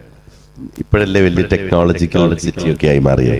അപ്പൊ ഈ കുട്ടികളിലേക്ക് പുസ്തകം എത്തുന്നത് വി ഡി സതീശൻ സാറിന്റെ ഒരു അഭിപ്രായത്തിന് വലിയ പ്രാധാന്യമാണ് എന്ന് കരുതി. എനിക്ക് അദ്ദേഹത്തെ അറിയില്ല കേട്ടോ. ചിലർ വിചാരിക്കുന്നത് എനിക്ക് നേരത്തെ അറിയാമില്ലെങ്കിൽ ഞാൻ കുറച്ച് പണമൊക്കെ കൊടുത്ത് പുള്ളി എന്നെ വിളിച്ച് ആദ്യം പറയുന്നത്, ഞാൻ പിന്നെ ഏഷ്യാനെറ്റിലൊരു സീനിയർ ജേർണലിസ്റ്റ് ഒരു പ്രാവശ്യം ഞാൻ പള്ളിയിൽ കഴിഞ്ഞിറങ്ങുമ്പോൾ എനിക്ക് ആളെ അറിയില്ല. ഒരു നമ്പറിൽ നിന്ന് ഒരു 18 മിസ് കോൾ കിടക്കും. ഞാൻ ഓർത്ത് ഇന്ത്യൻ നമ്പറിൽ നിന്ന് വിളിക്കണമെങ്കിൽ ആർക്കോ എന്തോ സംഭവിച്ചിട്ടുണ്ട്. പെട്ടെന്ന് തിരിച്ചു വിളിച്ച് പറഞ്ഞു, ഞാൻ ഇന്നയാളാണ്, ഞാൻ ഒരു ജേർണലിസ്റ്റ് ആണ്, ഏഷ്യാനെറ്റിലുള്ളതാണ് എന്ന് പറഞ്ഞു കഴിഞ്ഞപ്പോഴേക്കും ആളെ എനിക്ക് പിടികിട്ടിയപ്പോ ഞാൻ പറഞ്ഞു, നിങ്ങൾ ആ ചർച്ച തൊഴിലാളിയല്ലേ? അപ്പൊ പുള്ളി എന്നോട് പറഞ്ഞു, അയ്യോ ബാബു ഒരു സീനിയർ ജേർണലിസ്റ്റിനെ കുറിച്ച് അങ്ങനെയാണ്. ഇല്ല, അതൊരു തൊഴിലായിട്ട് ചർച്ച ചെയ്യുന്നതുകൊണ്ടാണ് പറഞ്ഞതെന്ന് പറഞ്ഞു. ഞാൻ കോഴിക്കോട് നിന്ന് തിരുവനന്തപുരം വരെയുള്ള ട്രെയിൻ യാത്രയിൽ നിങ്ങളുടെ പുസ്തകം വായിച്ച് എന്റെ മനസ്സ് പിടഞ്ഞുകൊണ്ടിരിക്കുകയാണ്. അതുകൊണ്ട് എനിക്ക് നിങ്ങളോട് സംസാരിക്കാതെ വീട്ടിലേക്ക് പോകാൻ പറ്റില്ല. ഞാനൊരു കോപ്പി ഓർഡർ ചെയ്ത് വി ഡി സതീശന്റെ വീട്ടിലേക്കും വിട്ടിട്ടുണ്ട് ആമസോണിൽ നിന്ന്. കാരണം ഞങ്ങൾ പുസ്തകങ്ങൾ ഷെയർ ചെയ്യുന്നവരാണ്. ഓക്കെ, അദ്ദേഹം വായിക്കുമെന്നും പറഞ്ഞു. ഞാൻ പറഞ്ഞു അങ്ങനെങ്കിൽ ഈ എന്റെ ഒരു ചിന്ത ഉണ്ടായത്, ഈ പ്രതിപക്ഷ നേതാവല്ലേ, രാഷ്ട്രീയക്കാരൻ, അപ്പൊ ഈ ജേർണലിസ്റ്റ് ഒക്കെ പറയുമ്പോൾ വായിക്കുക എന്ന് പറഞ്ഞിട്ടുണ്ടെങ്കിൽ അവനൊരു പണി കൊടുത്താലോ, അതുകൊണ്ട് പുള്ളി പറഞ്ഞു കാണും വായിച്ചേക്കാന്ന്. പണ്ടൊരു സിനിമയ്ക്ക് തുർവശി പറയല്ലേ നടത്തി തരാമെന്ന് എന്ന് പറഞ്ഞ പോലെ പറഞ്ഞതെന്നറിയാം. 10 ദിവസം കഴിഞ്ഞപ്പോഴാണ് ഞാൻ പെങ്ങള് UK വന്നു. അവരുടെ ഫാമിലിയായിട്ട് സ്വിറ്റ്സർലൻഡില് ഒരു യാത്രയ്ക്ക് 10 ദിവസത്തിന് പോകാൻ ഇറങ്ങുമ്പോൾ വണ്ടിയിൽ സാധനം കയറ്റുമ്പോഴാണ് ഒരു നമ്പറിൽ നിന്നൊരു കോള് വരും. ഞാൻ വി ഡി സതീശൻ കേരളത്തിൽ നിന്നാണ് വിളിക്കുന്നത്. അപ്പൊ ഞാൻ പറഞ്ഞു ഓക്കെ വരവ് വെച്ചിരിക്കുന്നു. ഞാൻ ഓർത്ത് അതൊരു പ്രാങ്കാണ്. പുള്ളി പറഞ്ഞു അല്ല, ഞാൻ പ്രതിപക്ഷ നേതാവ് വി ഡി സതീശനാണ്. അപ്പൊ അദ്ദേഹം നോക്കിയപ്പോൾ ആളുടെ പടമുണ്ട്. ഞാൻ ഇദ്ദേഹം ഒരു 20-25 മിനിറ്റ് സംസാരിച്ചു. അപ്പൊ ഈ പുസ്തകത്തിലെ 36 അധ്യായത്തിലൂടെ കടന്നുപോയി അദ്ദേഹം ലിറ്ററലി കരഞ്ഞുകൊണ്ട് തന്നെയാണ്, അദ്ദേഹം നടത്തിയ പ്രസ്താവന പോലെ തന്നെയാണ് എന്നോട് സംസാരിച്ചത്. ഞാനൊരു താങ്ക് യു പറഞ്ഞു. അപ്പൊ അദ്ദേഹം എന്നോട് പറഞ്ഞു, എന്റെ മണ്ഡലത്തിലെ കുട്ടികൾക്ക് A+ കിട്ടിയവർക്ക് ഞാൻ 18-ാം തീയതി ഫംഗ്ഷൻ ഉണ്ട്, അതിന് ഒരു എഡിഷൻ മുഴുവനും മേടിച്ചു കൊടുക്കുക. ഞാൻ ഓർത്ത് അതും ഒരു തള്ളാണ്. ഞാൻ താങ്ക് യു പറഞ്ഞു വെച്ചു. പിറ്റേ ദിവസം സ്വിറ്റ്സർലൻഡിന്റെ അതിർത്തിയിലെത്തിയപ്പോൾ ഞങ്ങൾ ഒരു ചായ കുടിക്കാൻ നിർത്തിയപ്പോൾ മാതൃഭൂമിയിൽ നിന്നുള്ള മെസ്സേജ് ഉണ്ട്, V D Satheesan sir 1000 copy order ചെയ്തു എന്നും പറഞ്ഞു. അപ്പൊ ഞാനൊരു നന്ദി പറഞ്ഞു. എനിക്ക് അദ്ദേഹത്തെ അറിയില്ല. അത് കഴിഞ്ഞപ്പോഴാണ് കുട്ടികളിലേക്ക് പുസ്തകം എത്താറുള്ളത്. ഇപ്പോഴത്തെ ഒരു കണക്കനുസരിച്ച് ഒരു 55% പേര് ഈ പുസ്തകം വാങ്ങിക്കുന്നത് 25 വയസ്സിൽ താഴെയുള്ള. കഴിഞ്ഞ ദിവസം നിയമസഭയിലെ പരിപാടി കഴിഞ്ഞിറങ്ങിയപ്പോ ഒരു 4-ാം ക്ലാസ്സിൽ പഠിക്കുന്ന കുട്ടി എന്നോട് കംപ്ലൈന്റ് ഒക്കെ മാറി ഒരു ഫോട്ടോ എടുക്കട്ടെ. ഞാൻ ഓർത്ത് ഈ കൊച്ചിന്റെ അപ്പനും അമ്മയൊക്കെ പറഞ്ഞു കൊടുത്താൽ. ഞാൻ ചോദിച്ചു, അച്ഛനും അമ്മയാണോ ഈ പുസ്തകം ഇൻട്രൊഡ്യൂസ് ചെയ്തത്? അങ്ങനെ എല്ലാ ക്രെഡിറ്റും അച്ഛനും അമ്മയ്ക്കും കൊടുത്താൽ എങ്ങനെ ശരിയാന്ന്. ഈ പുസ്തകം അവർക്ക് ഇൻട്രൊഡ്യൂസ് ചെയ്തത് ഞാനാണ്, എന്റെ മാഷാണ് പുസ്തകത്തെ കുറിച്ച് പറഞ്ഞത്. LP സ്കൂളിൽ പഠിക്കുന്ന കുട്ടി.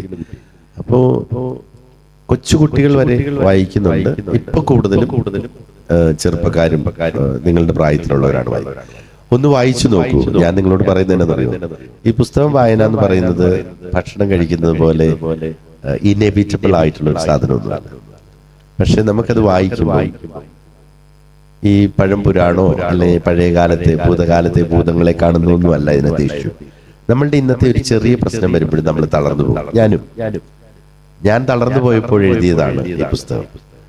നിങ്ങളിത് വായിക്കുമ്പോൾ നിങ്ങൾക്ക് തന്നെ തോന്നി ഇതൊന്നും വലിയ പ്രശ്നമല്ലെന്ന്. ഒറ്റയടിക്കൊന്നും വായിക്കണ്ട. ഈ ബാത്റൂമിൽ പോകുമ്പോഴെങ്കിലും നമ്മൾ ഒറ്റയ്ക്കല്ലേ, അന്നേരം ഒരു ചാപ്റ്റർ വായിക്കും. അങ്ങനെ 36 ദിവസം കൊണ്ട് വായിക്കാൻ പറ്റും. Life will become completely different. നമ്മളുടെ മനോഭാവം മാറും. ഇപ്പൊ എല്ലാ തലമുറയും വായിക്കുന്നുണ്ട്. 85 വയസ്സുള്ളവരും വായിച്ച് ചോദ്യങ്ങൾ ചോദിച്ചും മെസ്സേജ് വിടാറുണ്ട്. ഒരു 2700-ലേറെ റിവ്യൂകള് ഞാൻ ഈ ഫേസ്ബുക്കിൽ ഞാൻ കണ്ടതുണ്ട്. ഒരു 1700-ലേറെ ചെറുപ്പക്കാരുടെ റീലുകളും ഞാൻ കണ്ടതുണ്ട്. അതിന്റെ അർത്ഥം പിള്ളേരും ഇതിന്റെ പുറകെ ഇത് വായിക്കുന്നുണ്ട്. അവർക്കും എന്തെങ്കിലും ഒരു സെൻസ് മേക്കിംഗ് ആയിട്ട് ഒരു ഇച്ചിരി കഥ പോലെയൊക്കെ അവർ വായിക്കും. പിന്നെ അവർക്ക് തോന്നും എന്റെ അപ്പനും അമ്മയൊക്കെ ഇതിലൂടെയൊക്കെ കടന്നു പോയതാണല്ലോ എന്നുള്ളൊരു തോന്നലുണ്ടാകും. ചിലപ്പോ ഉമ്മായിക്കും ഒക്കെ ഈ 10-20 വയസ്സുള്ള പിള്ളേർ ഒരു ഉമ്മ വഴി കൊടുക്കുമ്പോൾ that makes a lot of difference. എന്റെ മൂത്ത മകൻ 20 വയസ്സാവും ഈ മാർച്ച് മാസം. അവൻ രാവിലെ ഏറ്റു വരുമ്പോ എനിക്കൊരു ഉമ്മ തരും, അവന്റെ അമ്മയ്ക്കും കൊടുക്കും. എല്ലാ ദിവസവും കിടക്കാൻ പോകുമ്പോഴത്തെ ഉമ്മ കിട്ടിയോണ്ട് പ്രത്യേകിച്ച് കാര്യമൊന്നുമില്ല. അത് ഭയങ്കര സന്തോഷമാണ്. അത് ഏറ്റവും ഉള്ള അന്നയുടെ മാത്രം ഉമ്മയല്ല, 20 വയസ്സുള്ള ജൂഡ് സിദ്ധാർത്ഥയുടെ ഉമ്മയും എനിക്ക് പ്രധാനപ്പെട്ടതാണ്. നിങ്ങളും ഒന്ന് ചെയ്തു നോക്കൂ. വീട്ടിൽ ചെല്ലുമ്പോ ഓടിച്ചെന്ന് ഉമ്മ കൊടുക്കരുത്, ഇവൻ എന്നാ പറ്റി ഇവക്ക് എന്നാ പറ്റിയെന്ന് ഓർക്കും. ഇടയ്ക്കൊരു ഉമ്മയൊക്കെ കൊടുക്കുമ്പോൾ ഈ ഭക്ഷണമൊക്കെ ഉണ്ടായിക്കൊണ്ടിരിക്കുന്ന ഉമ്മയ്ക്ക് പുറകിൽ നിന്ന് ചെന്ന് കെട്ടിപ്പിടിച്ചിട്ട് ഒരു ഉമ്മ ആ പെടലിക്ക് ആണെങ്കിലും കവിളിലാണെങ്കിലും വെച്ചു കൊടുക്കുമ്പോൾ ഉമ്മയ്ക്ക് തോന്നുന്ന ഒരു സന്തോഷമുണ്ട്. പക്ഷെ നമ്മളൊക്കെ പറയുക, എനിക്ക് 22 വയസ്സായി, 23 വയസ്സ്, ഞാനൊരു പുരുഷനായി. അപ്പൊ നമുക്കൊരു ഒരു ബുദ്ധിമുട്ടാണ്. ഇതെന്താന്ന് വെച്ചാൽ മറ്റുള്ളവർക്ക് സന്തോഷിക്കാൻ ഒരു അവസരം. എന്നെ വിമർശിക്കുകയും ചെളിവാരി എറിയുകയും ചെയ്യുന്നവർക്ക് ഞാൻ ഒത്തിരി മറുപടി ഒന്നും കൊടുക്കാറില്ല. കാരണം അവരും സന്തോഷിക്കട്ടെ. അതൊരു സുഖം കിട്ടുന്നുണ്ടെങ്കിൽ നമ്മൾ എന്തിനാണ് നിഷേധിക്കുന്നത്? ഈ അപ്പനും അമ്മയ്ക്കും ഒരു ഉമ്മ കൊടുക്കുമ്പോൾ അവരോർക്കുന്നത് ഈ 22 വയസ്സുള്ള ഹമീദിനെ അല്ല, പണ്ട് 2 വയസ്സുള്ള ഹമീദില്ലേ, കയ്യിൽ തൂറുകയും മുള്ളുകയും ഒക്കെ ചെയ്ത ഹമീദ്. അവനാണിപ്പോൾ വലുതായി ഓടി വന്ന് കെട്ടിപ്പിടിച്ച് ഉമ്മായിക്ക് ഉമ്മ കൊടുത്ത ഫാത്തിമയെയാണ് അന്നേരം അവർ ഓർക്കുക. എന്റെ ജീവിതത്തിന് ഒരർത്ഥമുണ്ട് എന്ന് ഒരമ്മയ്ക്കും അപ്പനും ഒരു ഒരു ഒരു ഒരു സിമ്പിൾ മൊമെന്റിൽ ഒരു ഫീലിംഗ് കൊടുക്കുന്നതിന് ടാക്സ് അടയ്ക്കേണ്ട കാര്യമൊന്നുമില്ലല്ലോ.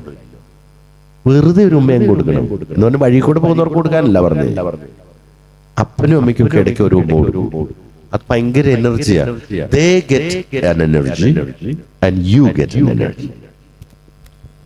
അബ്ബാസിന്റെ വിശപ്പ്, പ്രണയം, ഉന്മാദം എന്ന പുസ്തകം നമ്മൾ വായിക്കുമ്പോഴേക്കും ഒരു സാധാരണ മനുഷ്യൻ, ഒരു കൂലിപ്പണിക്കാരൻ എങ്ങനെയാണ് ജീവിതം ജീവിച്ച് കടന്നു പോയത് എന്ന് കാണുമ്പോൾ അന്നത്തെ ജീവിതത്തിലെ പോലെ തന്നെ ഇന്നത്തെ ജീവിതം എങ്ങനെ ജീവിക്കാമെന്ന് വായിക്കുന്ന ആൾക്ക് അവനവനെ കുറിച്ചുള്ള ഒരു മുഖക്കണ്ണാടി കിട്ടുക. കഥകൾ എന്ന് പറയുമ്പം അത് ഫിക്ഷനാണ്. ഈ ജീവിതത്തോട് താല്പര്യത കൂടുന്നത് കുട്ടികൾക്ക് അവരെ നമ്മൾ ഇംഗ്ലീഷ് സ്കൂളിലാക്കുന്നു, അവർക്ക് ആവശ്യമുള്ളതെല്ലാം കൊടുക്കുന്നു. എല്ലാം പ്രൊവൈഡ് ചെയ്യുന്ന ഒരു സംസ്കാരത്തിൽ ജീവിക്കുമ്പം ചെറിയ ചെറിയ പ്രശ്നങ്ങളിൽ അതിജീവിക്കാനായിട്ട് അവർക്ക് പറ്റില്ല, അവർ തളർന്നു പോകും. അപ്പൊ ഇങ്ങനെ ഒരു അനുഭവങ്ങൾ അവർ വായിക്കുമ്പോൾ അവരവരുടെ ജീവിതവുമായിട്ടൊന്ന് കോറിലേറ്റ് ചെയ്യും. എനിക്ക് തോന്നുന്നു അബ്ബാസിനെ പോലും ഏറെ വായിക്കപ്പെട്ടതിന്റെ ഒരു കാരണം, അതിന്റെ ഒരു റീസൺ എന്ന് പറയുന്നത് ഈ ജീവിതം കൂടുതൽ അടുത്തറിയാനുള്ള ഒരു ത്വര മനുഷ്യനുണ്ട്. ഇപ്പൊ നിങ്ങളൊരാള് വാപ്പാടി ചോദിക്കുക, എനിക്കൊരു ഷൂ വേണം, ഷൂ ഒക്കെ മേടിച്ചു. ആ കൂട്ടത്തിൽ വാപ്പ എന്നെ പറയും, നിന്റെ പ്രായത്തിൽ എനിക്ക് വള്ളിച്ചെലിപ്പ് പോലും ഇല്ലായിരുന്നു. അത് കേൾക്കുമ്പോൾ ഈ കൊച്ചിന് എന്നെ മനസ്സിലാകുന്നു, പിള്ളേർക്ക് ബുദ്ധിയുണ്ട്. തൂത്തിരിക്കുവാണെങ്കിൽ അവർക്ക് നല്ല ബുദ്ധിയുള്ള പിള്ളേരാ. അവര് പറയുന്നത് എന്നാ, അപ്പന് കുശുമ്പ, ഈ പഴങ്കഥ കേട്ട് ഞാൻ മടുത്തു. ഈ കമ്പിളികണ്ഠം എഴുതുമ്പോ ഈ പിള്ളേര് വായിക്കുന്നതിന് ആരും കുറ്റപ്പെടുത്തുന്നൊന്നുമില്ലോ. ഇങ്ങനെയൊക്കെ ആയിരുന്നു, ഇങ്ങനെയൊക്കെ അനുഭവിച്ചു എന്ന് മാത്രം. കുട്ടികൾക്ക് ഷൂ മേടിച്ചു കൊടുത്താൽ മതി. ചിലപ്പോ പറയണം അച്ചാച്ചന്റെ കയ്യിൽ പൈസ ഇല്ല, ചില ബുദ്ധിമുട്ടുണ്ട് എന്ന്. അത് നമ്മൾ പറയില്ല. കാരണം എനിക്ക് കപ്പയും കഞ്ഞിയും ഒക്കെ വളരെ ലിമിറ്റഡ് ആയിരുന്നോണ്ട് പിള്ളേർക്ക് ബർഗർ ചോദിക്കുന്നത് മേടിച്ചാൽ കൊടുക്കും. പിള്ളേര് പറയും, ഇതൊക്കെ ഒന്നും വില കൊടുത്ത് വാങ്ങിക്കണം കേട്ടോ, ഒരു ഹാഫ് കുഴിമന്തിയുടെ പൈസയാവുള്ളൂ, അല്ലെങ്കിൽ ഒരു ക്വാർട്ടർ അൽഫാമിന്റെ, എന്നിട്ടൊരെണ്ണം സ്വന്തമായിട്ട് വെക്കാം. നേരത്തേനും ഞാനൊരു കൊടുങ്ങല്ലൂർ ഒരു ഉമ്മ, മകനൊരു യൂട്യൂബർ, ഒരു ദിവസം എന്നെ വിളിച്ചു, സാറേ ഉമ്മ ഓപ്പറേഷൻ ചെയ്ത് കിടക്കുക, ഉമ്മ സാറിന്റെ പുസ്തകം വായിച്ചു, 83 വയസ്സ്, ഉമ്മയ്ക്ക് സാറിനെ ഒന്ന് കാണണം. ഞാന് ചെന്നപ്പോ ഉമ്മയോട് ആളടുത്ത് വരരുന്ന, എന്നോട് പുറത്ത് കസേര ഇട്ടിട്ട് ഉമ്മയുടെ വാതിലിന്റെ ഇപ്പുറത്താ ഞാൻ ഇരിക്കുന്നത്, ഇൻഫെക്ഷൻ ഉണ്ടായിരുന്നു. അവനങ്ങ് പോയതേ ഉമ്മ വിളിച്ചു, എന്റെ മോൻ ഇങ്ങനെ കാണണ്ട, കെട്ടിപ്പിടിച്ചൊരു ഉമ്മ എന്നിട്ട് പറഞ്ഞു. ഇവനൊക്കെ ഈ വലിയ ആളായപ്പോഴായി കൊട്ടാരം പോലത്തെ വീടൊക്കെ ഉണ്ടായത്. അടുത്തുള്ള ഒരു സ്ഥലത്ത് അവരുടെ കശുമാവിന്റെ ചോട്ടിൽ ഇതുങ്ങളെ മൂന്നിനെ ആയിട്ട് നിന്റെ അമ്മ എന്ന് കിടന്ന പോലെ ഞാനും കിടന്നു, നീ എന്റെ ജീവിതമാണ് എഴുതി വെച്ചിരിക്കുന്നത്. അപ്പോ ആ ജീവിതത്തോട് വായിക്കാൻ ഉമ്മയുടെ ജീവിതത്തില് വായിക്കുന്ന ആദ്യത്തെ പുസ്തകമാണ് കമ്പിളി കണ്ടത്തെ കൽപ്പനകൾ. അത് ആ കട്ടിലിന്റെ തലയ്ക്ക് തന്നെ ഇപ്പോഴും ഉണ്ട്. കഴിഞ്ഞ ദിവസം അവൻ എനിക്ക് ഫോട്ടോ എടുത്തത്. ഇപ്പോഴും ഈ കഴിഞ്ഞ മെയ് മാസത്തിലാണ് ഉമ്മ അത് വായിച്ചത്. ഇപ്പോഴും ആ കട്ടിലിൽ തന്നെ ഉണ്ട് ആ പുസ്തകം. ജീവിതത്തെ, എന്റെയൊക്കെ ജീവിതം പറയാനും ആരെങ്കിലും ഉണ്ടായി എന്നുള്ളതാണ് ആ ഫാത്തിമ ഉമ്മയുടെ സന്തോഷം. കുട്ടികൾക്കും അത് സ്വീകാര്യമാകുന്നത് അവരുടെ അപ്പന്റെയും അമ്മയുടെയും ഒക്കെ ഭൂതകാലം ആരെങ്കിലും കുറിച്ചു വെച്ചു. അല്ലെങ്കിൽ നമ്മളെ മക്കളോട് പറയുമ്പോഴേക്കും കുറ്റപ്പെടുത്തലുണ്ട്. ഈ കുറ്റപ്പെടുത്തലൊന്നും ഇല്ലാതെ എന്നതായിരുന്നു എന്ന് ചിന്തിക്കാനാണ് പുതിയ തലമുറയിലുള്ളവർക്ക് ഇഷ്ടം.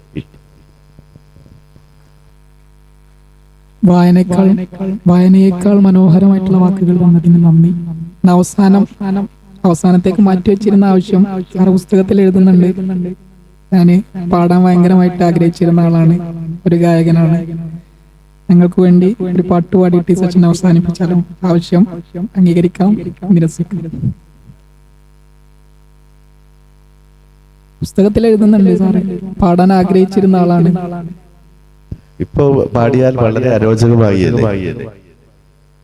രണ്ടുപേരും ഒരു പിടിയവിലുമായി ജന്മങ്ങൾ താണ്ടി ഞാൻ വരികയായി ദ്വാരക തേടി, ഗുരുവായൂർ കണ്ണനെ തേടി. ഒരു പിടിയവിലുമായി ജന്മങ്ങൾ താണ്ടി ഞാൻ വരികയായി ദ്വാരക തേടി, ഗുരുവായൂർ കണ്ണനെ തേടി.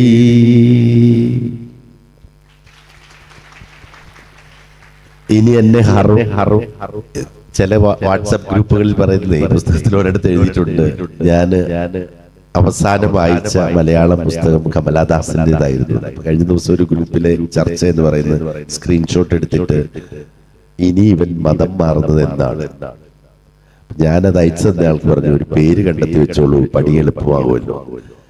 ഇനിയിപ്പോ ഇന്ന് ഞാൻ കൃഷ്ണനെ കുറിച്ച് പാടിയോണ്ട് കർവാപ്സി എന്താണ് എന്ന് ചോദിക്കുമെന്നറിയില്ല. എനിക്ക് സരസ്വതി ക്ഷേത്രത്തിൽ പോയാലും യേശുവിനെ പ്രാർത്ഥിക്കാം. ഇന്നലെ ഞാൻ പോയ മോസ്കിലും എനിക്ക് യേശുവിനെ പ്രാർത്ഥിക്കാം, ഒരു കുഴപ്പമില്ല.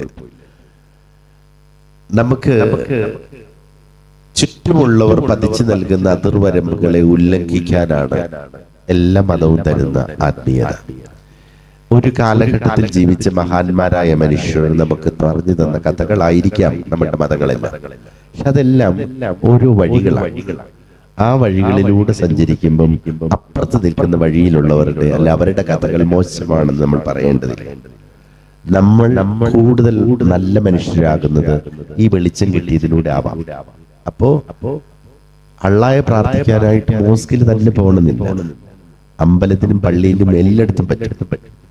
ആ അള്ളാ ഉള്ളിലുണ്ട് എന്നുള്ളൊരു ബോധ്യത്തിലൂടെ ആ വെളിച്ചത്തിലൂടെ ജീവിക്കുമ്പം എല്ലാവരും നമ്മളുടെ സഹോദരങ്ങളായി തീരും.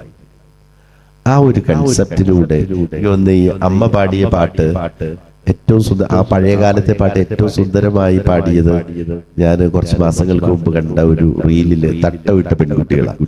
അരീക്കോട് സ്കൂളിന്റെ പേര് ഞാൻ മറന്നുപോയി, ഒരു മുസ്ലിം മാനേജ്മെന്റ് സ്കൂളിൽ. എത്ര സുന്ദരമായിട്ടാണ് അവർ പാടുന്നത്. നമ്മളവർക്ക് അന്നേരം യേശു അവരുടെ മുമ്പിലുണ്ടെന്ന് അത്ര ഭംഗിയായിട്ടാണ് അവർ പാടുന്നത്. അപ്പോ ആ കുട്ടികൾക്ക് ആ വെളിച്ചമുണ്ട്, എന്തുകൊണ്ട് മുതിർന്നവർക്ക് ഉണ്ടാവുന്നില്ല? നമ്മളൊക്കെ വിളിക്കപ്പെട്ടിരിക്കുന്നത് വെളിച്ചത്തിലേക്കാണ്. ആ വെളിച്ചം ഉള്ളിൽ വന്നാൽ നമ്മളുടെ മുഖത്ത് തന്നെ ആ വെളിച്ചമുണ്ടാകും. അപ്പൊ നമ്മളെ കാണുന്നവർക്ക് പോലും ആ പ്രകാശം ലഭിക്കും. അങ്ങനെ ലഭിക്കുന്നവരായിരിക്കണം ഇപ്പോൾ ആത്മീയ പഠനങ്ങളും. നാളെ ചിലപ്പോൾ നിങ്ങൾ ഉസ്താദുകളാവാം, നിങ്ങൾ ചിലപ്പോ ഇസ്ലാം പഠിപ്പിക്കുന്നവരാകാം. അപ്പോഴെല്ലാം നിങ്ങളെ കാണുമ്പോൾ നിങ്ങളൊരു മുസ്ലിം ആണെന്ന് അവർ തിരിച്ചറിയണം. അത് തൊപ്പി കണ്ടിട്ടാവരുത്, നിങ്ങൾ പ്രാർത്ഥിക്കാൻ എടുത്തുകൊണ്ട് പോകുന്ന കയറ്റ് കണ്ടിട്ടാവരുത്, നിങ്ങളുടെ താടി കണ്ടിട്ടാവരുത്, നിങ്ങൾ പെരുമാറുന്നത് കണ്ട് നിങ്ങളൊരു മുസ്ലിം ആണെന്ന് കാണും. നിങ്ങളുടെ മുഖത്തെ പ്രകാശം കാണുമ്പോൾ അവൾ ഒരു മുസ്ലിമാണെന്ന് ഈ തട്ടയിട്ടതുകൊണ്ട് മുസ്ലിം ആവില്ല. മുസ്ലിം ആവണം മുഖത്ത് അള്ള ഉള്ളിലുള്ളത് കൊണ്ടുള്ള പ്രകാശം ഉണ്ടാവണം. അപ്പൊ ചുറ്റുമുള്ളവർക്കെല്ലാം പ്രകാശം കൊടുക്കണം. Thank you. മനോഹരമായിട്ടുള്ള 1 മണിക്കൂർ സമ്മാനിച്ചതിന് ഹൃദയത്തിൽ നിന്നുള്ള നന്ദി അറിയിക്കാൻ കേൾവിക്കാർക്കും ഹൃദ്യമായിട്ടുള്ള നന്ദി അറിയിച്ചുകൊണ്ട് ഈ സെഷൻ ഇവിടെ അവസാനിപ്പിക്കുന്നു. അസ്സലാമു അലൈക്കും.